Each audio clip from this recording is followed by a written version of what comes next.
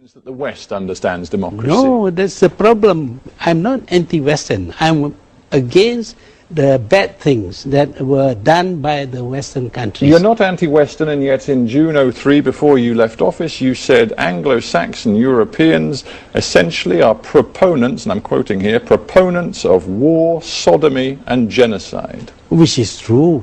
You must admit. But you're not anti-Western. I'm stating the fact.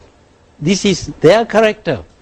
And I will continue to say so. So when you come here you sit in the Hard Talk studio in the heart of London, you regard yourself, do you, as in one of the headquarters of war, sodomy and genocide? Well, I come here, of course, expecting to be lambasted by you because that is the way you work.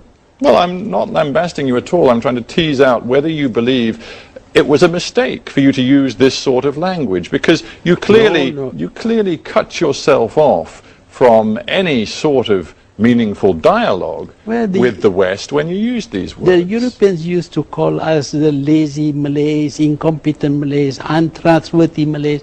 We couldn't say a thing about you. So when I was in a position to say what we think about you, and I said it, and you don't like it, when you said it to us, you expect us to like it. We didn't like it, but we had no way of making our voices heard.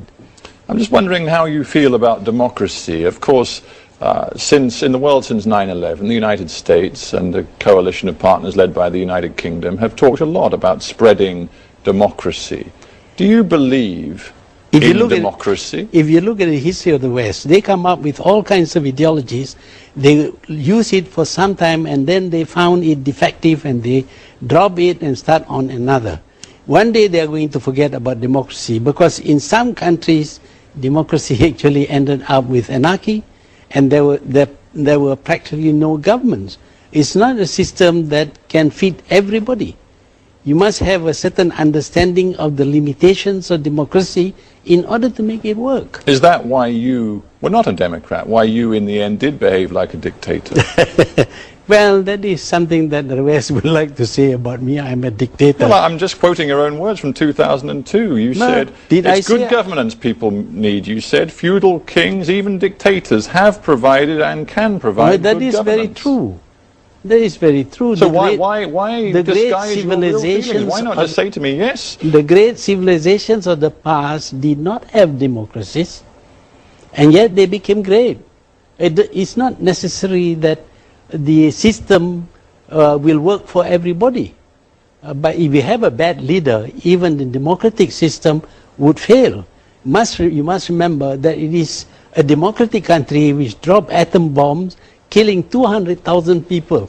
How do you think the Malaysian public will respond to you saying, look, you know what, democracy isn't the best system, and in fact dictatorship can often work better? I went through 5 elections, and I won all the elections with a 2/3 without a majority. free press, locking up many of your opponents. That you go again about locking up many of my opponents. Who were they?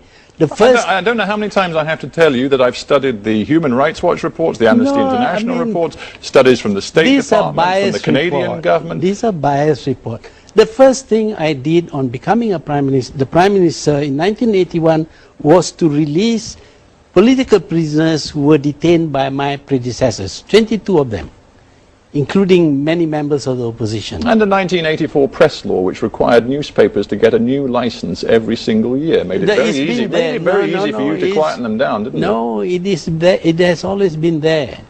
The press law has been there because we live in a country. You know you did. Oh no, I didn't. I didn't do that. But I don't know where you get your information from. But the fact is that we have a multiracial country.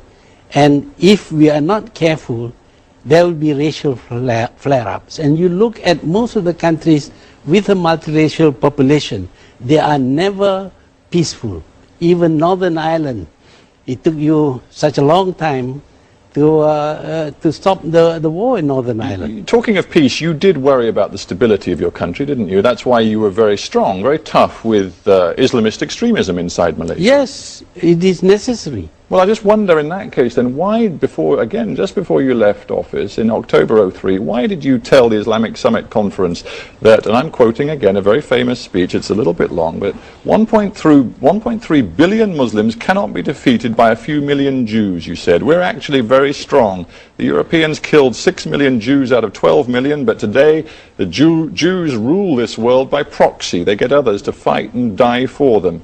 You went on to say, but the Jews have become arrogant, and arrogant people, like angry people, will make mistakes, and there may be a window of opportunity for us. I'm stating facts. I'm willing to say that again and again, that this is what has happened. Anti-Semitic and racist, that was called by many governments and people around the world. This idea about anti-Semitism is created by the Jews themselves. We cannot say anything. In fact, journalists have been arrested for saying something against the Holocaust and jailed for 3 years. Where is the freedom of press? So those words I quoted, in your view, are not anti-Semitic? No, they are not anti-Semitic. I'm just quoting facts. The fact is that the United States obeys what Israel wants it to do.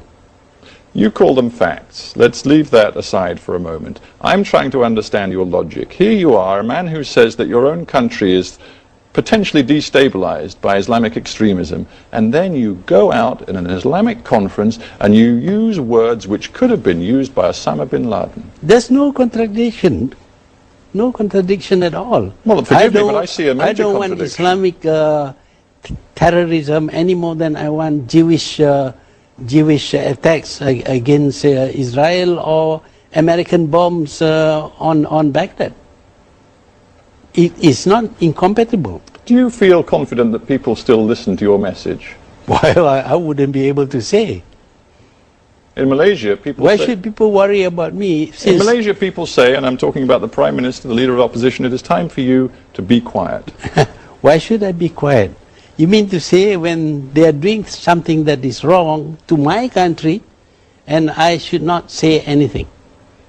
I would be irresponsible if I were to do that. Dr. Mahathir Mohamad, thank you very much for being on Hard Talk. You're welcome. Thank you very much.